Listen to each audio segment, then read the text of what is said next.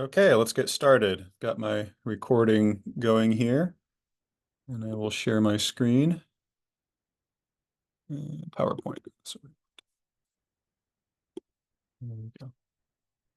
Okay, welcome everybody to the summer 2024 session of Kines 402, Biomechanics of Sport. My name is Ross Miller. I'll be your instructor for the course. If you've taken the prereq for this course, which was Kines 300, Biomechanics of Human Motion, anytime in the recent past, in the spring or the fall semester, you almost certainly had me as the instructor for that course. If you took it in the summer recently, you might have had Dr. Amici instead. But most of you probably know me already from Kines 300. Just a little bit of logistics and administration before we get into some sport biomechanics content here.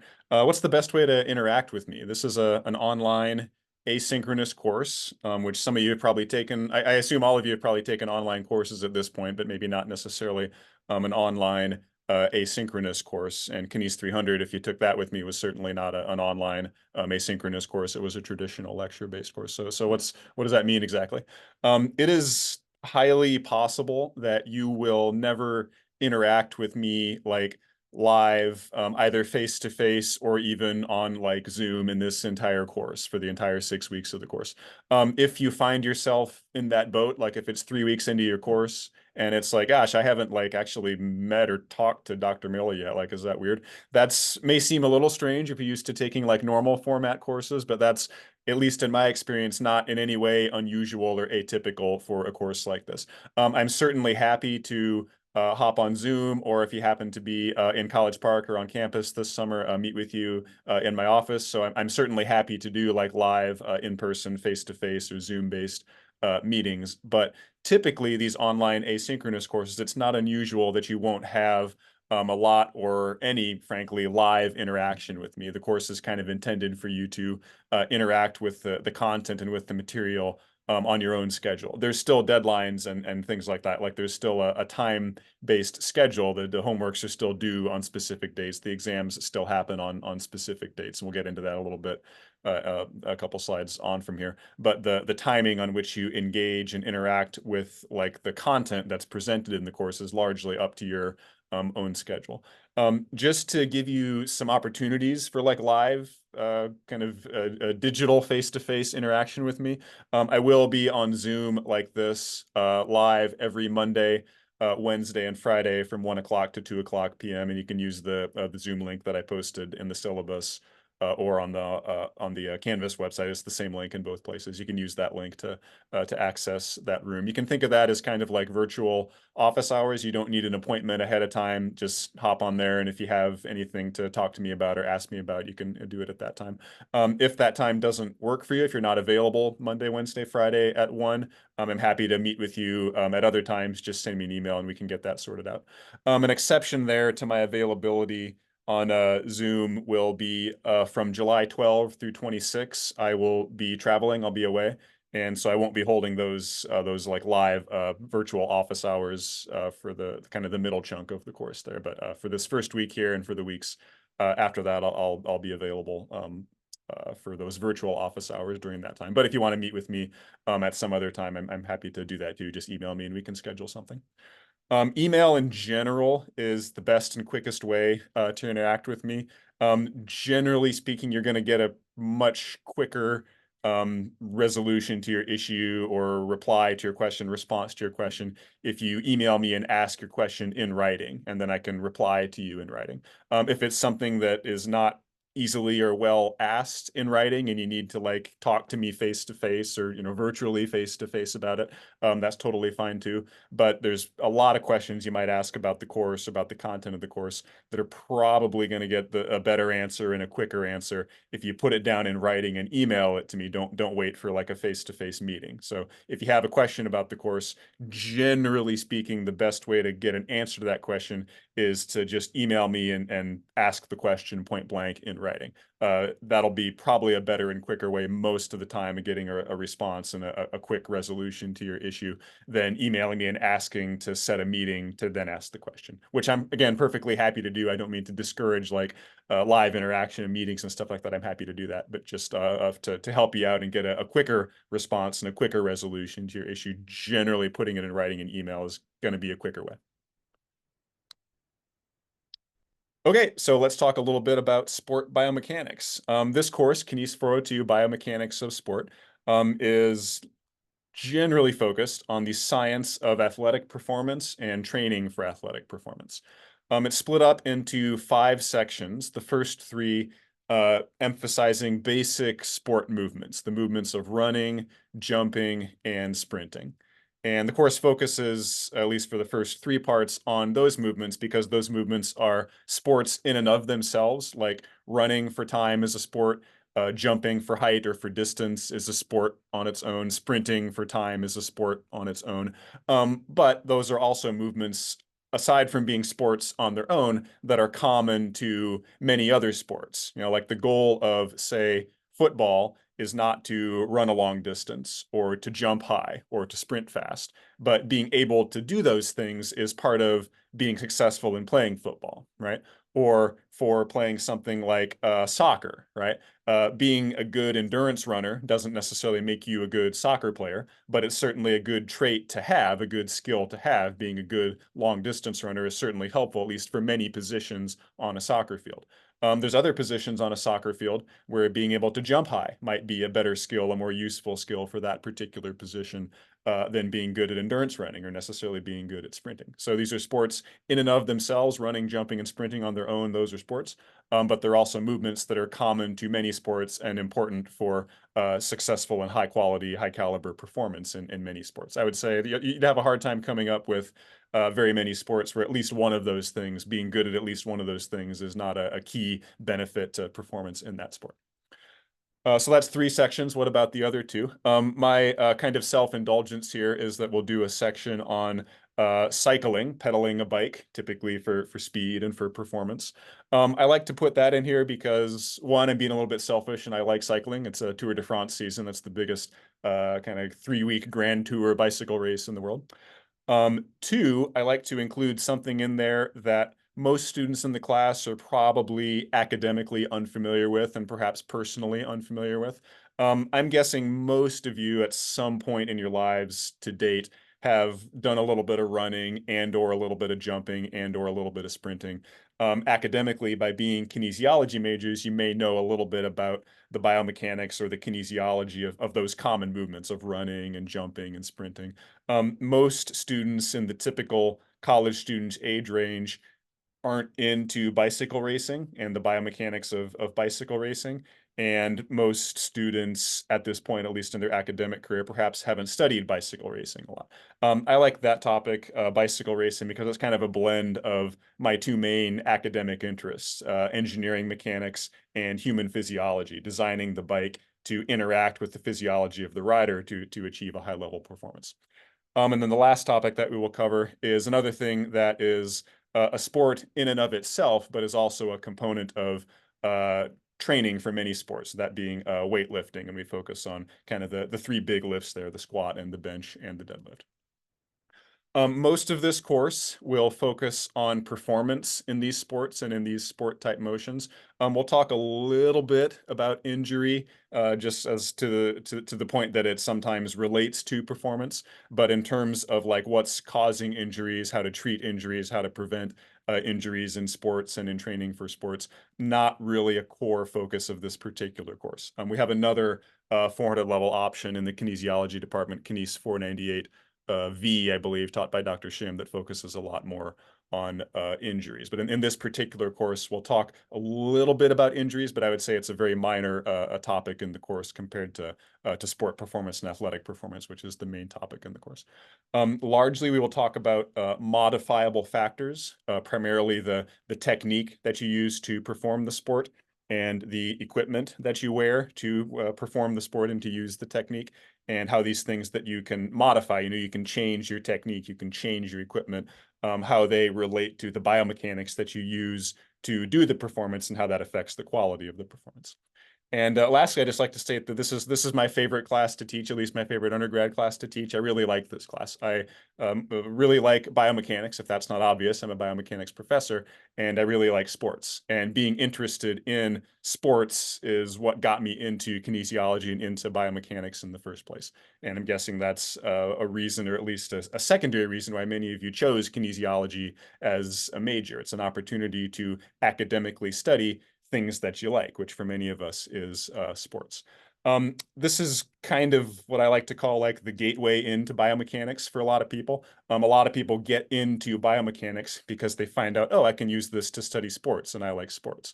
I was certainly like that when I was a master's student. I was a mechanical engineering undergrad when I was a student, when I was the age of most of you in the course, and didn't really know what I wanted to do professionally with that, and decided I'd just go to grad school and try to figure it out.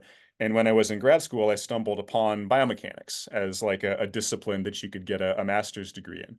And I realized, oh, cool, like I like running, I like sports, and I can do a master's thesis on the biomechanics of running. That's cool. And then you get into doing something like that that's just kind of like a passion project, and then that kind of opens your world into this broader dimension of biomechanics, and you get more broadly interested in biomechanics, the broader field outside of sports. But sports is kind of like a good gateway into getting people interested in kinesiology and interested in biomechanics specifically. What's not in this course? What will we not cover? Just to kind of couch your expectations that you may be anticipating here. This is not an advanced version of the Kines 300 material.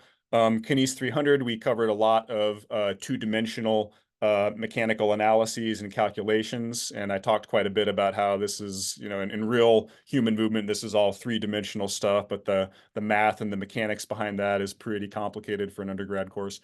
We don't get into that 3D stuff in this course either. So there won't be any calculations of like advanced three-dimensional mechanics in the course. You will do some calculations on the homework, but it's fairly basic, simple stuff, similar to the scope and complexity of what was done like in the lab exercises in Kines 300. There's not a whole lot on injury. There's a tiny bit.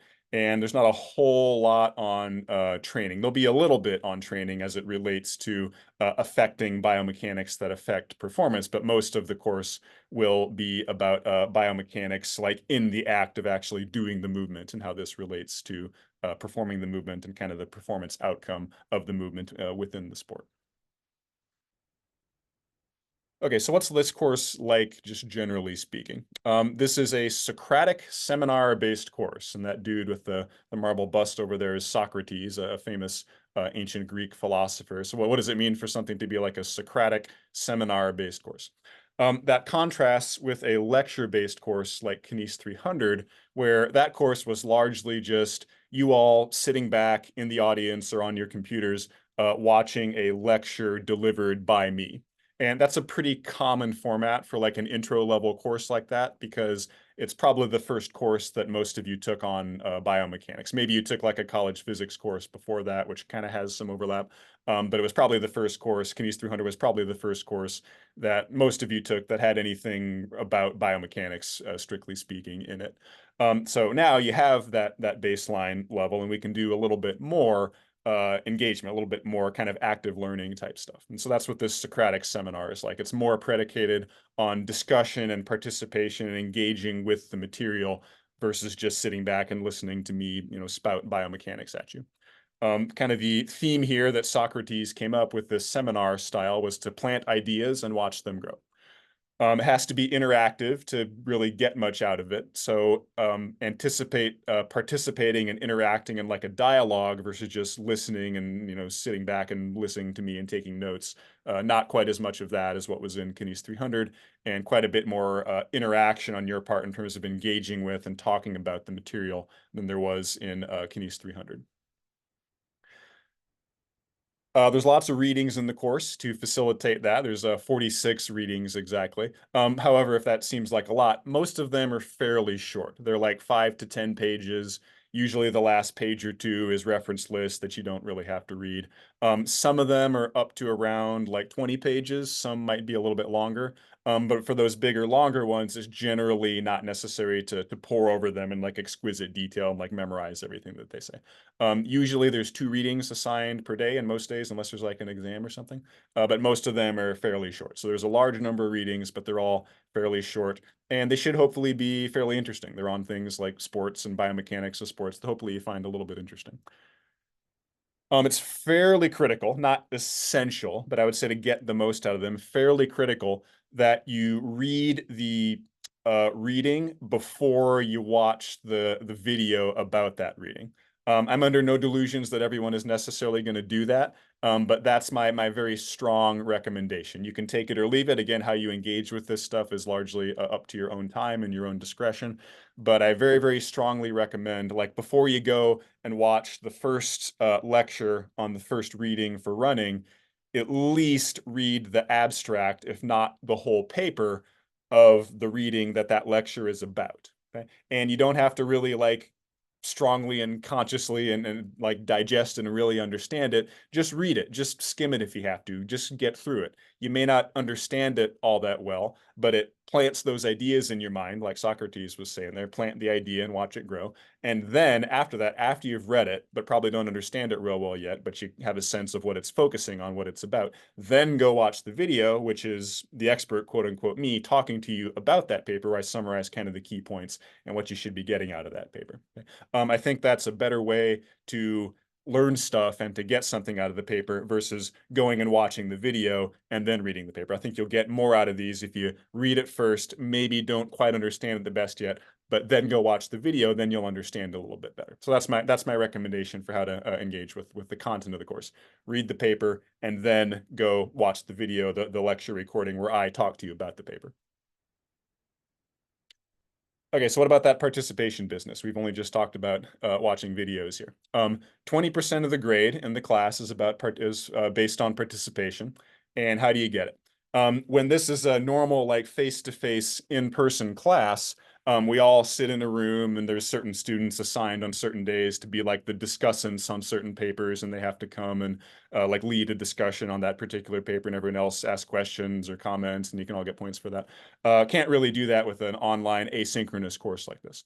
So kind of our virtual replacement for this is there's discussion boards where you can make posts on the Canvas website to ask questions or make comments or reply to questions and comments about the readings. And I'm going to stop my screen share here for a second and go to Canvas.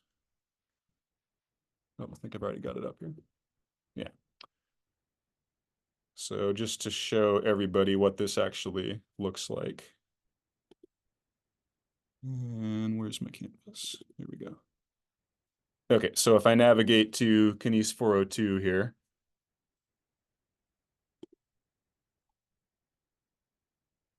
and then if I go to discussions, this is the instructor view. Yours might look slightly different as the student view, but it should be pretty conceptually similar. You can see here that there's a section here under the discussion section, under the discussion section of the website. There's one for each section of the course where you can post questions and comments on the readings for that particular section. Okay? So we start off with 10 readings on running. And if you click on the discussion board here for running, it'll say, here's me giving you some instructions. Post any questions or comments on the 10 readings from the running section here. And when you post, so that everybody knows what you're talking about unambiguously, please clarify in the post which particular ones of the readings that you're talking about here. Which one are you referring to among those 10 there? So there's one of those for running. If I go back here, there's one for the second section on jumping. And then one for the third one on sprinting and cycling and weightlifting. So within there, you can gain your participation points by either posting a question or a comment on one of the readings or replying substantively to somebody else's question or comment on those particular readings. I'll reply to most of them. I endeavor to reply to all of them. Occasionally I miss one or two if there's a lot of them. But that's the means for this online asynchronous course by which you will gain your participation points, which is 20% of the grade. And let me pull my PowerPoint back up here. One second. There it is. So a few caveats there. They have to be what I call substantive questions, comments, and replies. What does it mean to be substantive? Something that's a fairly deep, insightful inquiry into like the topic or content of the paper. I find it's easier to kind of think about that by giving an example of what's a non-substantive comment. Non-substantive would be something like, what was the sample size of the study? You know, that's something that you can glean just by going and reading the paper. So confirming some sort of technical or methodological detail generally is not a substantive question. Um, an example of a substantive question would be something like tying like your personal experience into a comment that is, or a conclusion that is made in the paper, or asking something along the lines of following up or extending what was concluding in the paper, like some special case where you might conceive of a result being different or something like that. You kind of just have to use your best judgment there. And if you're kind of on the wrong track, I'll be sure to get in touch with you and politely say, hey, we're looking for something, you know, more along these lines and less along those lines for that sort of thing. But substantive, meaningful questions and comments, kind of digging deeper into the content of the reading there. Each time you do that, that's a plus 2 points out of the maximum 20 that you can get to max out your discussion there. There are a few caveats there to encourage you to kind of broadly engage with the material. You can get a max of +2 on any particular reading, so you can't just go into like the first one today and post 10 questions and you're all set. You can only get a max of +2 on each particular one, so you got to do this for at least 10 different readings to get the max points. And you can only get a maximum of 10 on any particular section. So if you get 10 here on the first section in running, then you got to get 10 in other sections later on in the course to max out, to encourage you to kind of broadly engage with this stuff in terms of different readings and readings peppered in different sections of the course. There's a timing element to keep everything on track here. Like we're going to cover running here in the first week of the course, and that's we need to be engaging with and ask and posting questions and comments on the running topic in the course. Then we're going to move on to jumping, and then jumping is the topic, and we're done talking directly about the readings on running. So there is a timing on when you're able to earn those points on those particular sections, and when you're able to earn points for engaging with the discussion posts of the different sections in class. And that timing should be fairly obvious from the material on the boards, but let me pull it up here just in case it's not. Sorry, been a while since I taught an online course. I'm rusty on my Zoom foo here. Okay, so for the section on running, for example, it's available today, starting today, or it opened up today, July 8th, and it's available and open until July 15. Okay, that means between now and July 15, you can post questions and comments about any of those 10 readings for running. After July 15, that one's going to close, and then it's no longer possible to earn points for posting questions and comments on those readings. Then we're moving on to jumping. That one's available July 16 until I think July 23rd. And so that's the window for posting questions and comments for points on jumping. So there is kind of a timing-based element of it there in terms of like you can't go back in the last week of class and ask questions about running. So you can certainly ask them. I'm happy to answer them. But if you want points for it, it's got to be when we're engaging with that content on the timeline of the course. In terms of that timeline, let me pull up the syllabus here. One second, I don't have it open yet. Here we go. So please read the syllabus if you have not already. And if you go particularly to the end of the syllabus, there is a schedule there. So this lays out for each day of the course the video that you should be watching on the YouTube playlist, or the videos that you should be watching on the YouTube playlist to kind of keep up with the pace there, and the readings that those videos refer to. Okay? And then over here in the notes, it's got all the due dates. So it's got indicated, the last day that it's possible to post questions for points on each particular section, the due dates for all 4 of the homeworks, and then the dates of the 2 exams. There'll be a midterm exam kind of in the middle of the semester, and then a final exam taken at near the end of the semester. And since it's an online asynchronous course, those will be, online asynchronous exams too. You got to take the midterm on July 24th, for example, but when you take it, it'll be flexible during that particular day. And same thing for the final exam though. Okay, back to my PowerPoint here.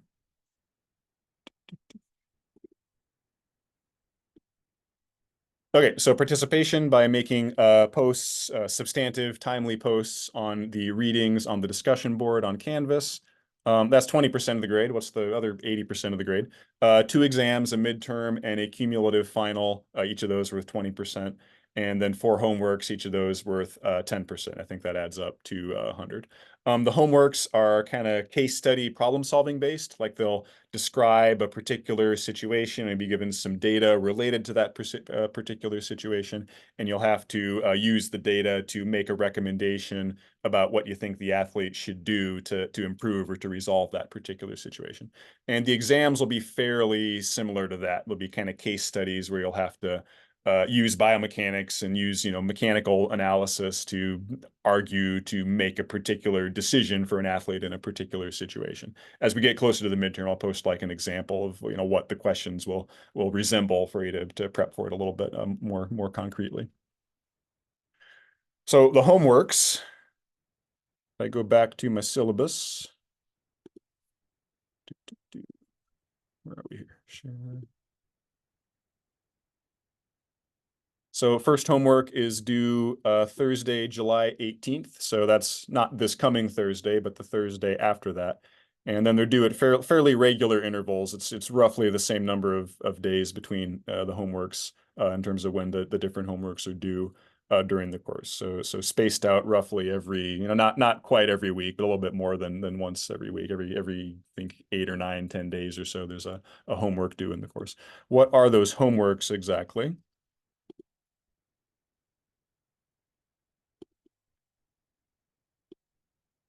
Not to frighten anybody, but the homeworks are deliberately intended to be kind of difficult. And I don't say that to frighten anybody. It goes back to my point on this is not like advanced Kines 300, where Kines 300 is largely me talking information at you, and then you digest that information and hopefully understand it and talk it back to me or write it back to me in an understandable way, indicating that you understood this. Most of the questions in Kines 300 could be answered by really closely reviewing the content that we went over in the class. The homeworks in this course, I think, are a little more difficult because they're not things that you can easily answer just by like engaging really closely with the content of the course. Like the first one is something on like calculating energy cost of running and determining like which runner is the most economical runner. You won't find like a step-by-step, blueprint in terms of how to do that in any of the readings that we go over in the course. So it requires you to kind of think outside the box a little bit, search around a little bit to find like what's a good way to answer this.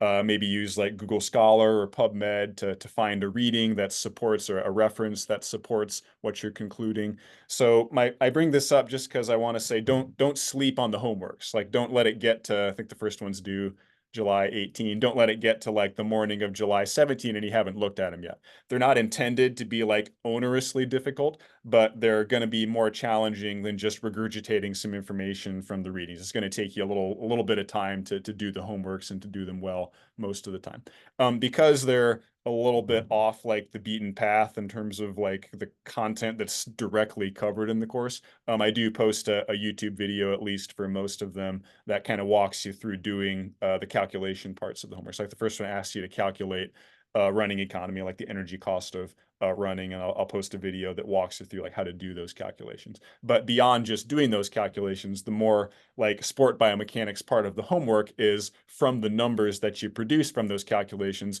Okay, now say something, conclude something. Like who in these 3 runners is the most economical person and why are you concluding that? Like why do the numbers necessarily indicate that? That's the part that might take you a little while to do that and to do it well. Generally, the calculations will be pretty simple, pretty straightforward, especially if you have like a video of me walking you through it. But what you do after that in terms of interpreting and understanding the numbers, that can sometimes take you a while because there's not some reading or some PDF you can go to that tells you what to think there. You have to come up with what you think and why you think that. I have a quote here that you like. This is from so many of you know that I'm from if you took Kines 300, I won't shut up about Iowa State Cyclones a lot of time. I'm from Ames, Iowa. It's my hometown team. There's a dude on the team right now, this kind of crazy looking guy in the middle named Conrad Hawley, who's just kind of a character. And he had an interview where he gave a quote that I really like. He says, "I love it when things are hard because it's going to suck, and then you get better. You don't learn when stuff is easy." And so that's kind of my point here in making these homeworks like a little bit more difficult than say the lab reports in Kines 300. I'm guessing they won't take you anywhere near as long to do as the lab reports did in Kines 300, just because they're not as long and in depth as that. But it's the lab reports in 300 were just pretty by the book. Like you had a list of steps, you follow them, talk about these things, write about these things. Okay, you're done. You're going to be lacking that kind of laid out blueprint to success for the homeworks here. They're going to be a little bit harder because you won't probably have as much confidence that you're necessarily doing it right ahead of time. But that's intentional, that's deliberate. It's intended to be kind of hard like that because that's a better way to learn a lot of the time. And because I'm kind of making them like probably harder than they would strictly need to be, I do grade them pretty leniently too. So yes, they're going to be difficult, but the grading will not necessarily be difficult. On the homeworks, there's not necessarily like a predefined like single correct answer that I'm looking for. Like you're going to calculate some different numbers for the first homework in terms of like economy and energy cost of running, and then you have to conclude which one of these runners do you think is the most economical. Some of you might think it's runner one, some of you might think it's runner two, some of you might think it's runner three. All of those answers can feasibly be correct. There's one that I personally think is correct, but you could argue convincingly that maybe it's this other person or maybe it's this other person. It's about engaging with the content and using biomechanics to motivate your answer. If that's what you're doing, if that's what it appears to me and what you submit is what you're doing, then you're going to be just fine in terms of the score of it, even if you give an answer that's not necessarily like the singular correct answer that I would have personally chosen. So if that's helpful, if you get frustrated with the homeworks, don't worry too much about the grade on them. If you put in an effort to it and do the calculations correctly and then have a biomechanical basis for interpreting the results of those calculations, you're probably going to get a grade that you're pretty satisfied with. Okay, that's really all that I wanted to cover in this first lecture. There's two videos labeled introduction to start off the class. I don't think we have any assigned readings for today. I think the first day or two is just going over like introductory material. There's the second video here is a brief review of biomechanics, basically concepts from Kines 300, that physics-based formulas that we went over a lot of the time in Kines 300. There's a force-based approach predicated on Newton's second law and impulse momentum. The energy-based approach predicated on the first law of thermodynamics and the work energy theorem. A goal that I would like everybody to take away from this particular course is similar to the goal that I have for Kines 300, where I want everybody, after they take Kines 300, to be able to describe human movement using the terms and concepts from physics and mechanics. So kind of a similar goal here. If you end up with nothing from this course other than you're able to describe sport movement and performance using the language of mechanics, using concepts and terms from physics and mechanics, that's a great thing to take away from a course like this. And that's if no one takes anything else away, I'll be happy if everybody takes that away from the course, being able to describe sport and describe performance in sport using terms from physics and terms from mechanics. So I'm going to wrap things up there and direct you to that second video, the second introduction video, to see kind of a more in-depth review of those physics-based and mechanics-based concepts from intro-level biomechanics. One caution here that I'll make again that I've made a couple times earlier in the announcements that I posted. The videos from this course, other than this first one that I'm making here now in July 2024, they're older. They're from previous semesters of the course.